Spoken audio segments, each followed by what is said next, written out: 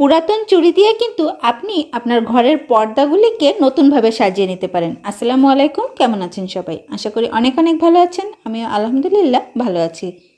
তবে এই কাজটি করার জন্য যে শুধু পুরাতন চুড়িরই দরকার হবে এমন কিন্তু না। প্রয়োজন অনুসারে সাইজ মতো কেটে আপনি মোটা সোনার তার দিয়েও এই কাজটি করতে পারেন। প্রথমে একটি পুরাতন চুড়ি কেটে তার সাথে পাটের রশি সেট করে নিয়েছি। আপনারা আপনাদের পর্দার কালারের সাথে ম্যাচিং করে অথবা অপোজিট কালারের সুতা, উল কিংবা ভেলভেট ফিতাও এখানে ব্যবহার করতে পারেন চুড়িটি পেঁচানোর জন্য।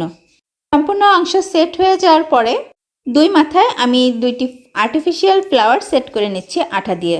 এটা সেট করতে করতে আরেকটি বুদ্ধি এলো মাথায়।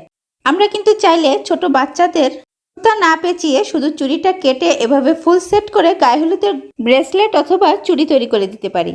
যাই হোক, আমার আজকের আইডিয়া আপনাদের কেমন লাগলো অবশ্যই জানাবেন। অনেক অনেক ভালো থাকবেন সবাই, আর আমার প্রতি অনেক অনেক দোয়া রাখবেন। আল্লাহ হাফেজ।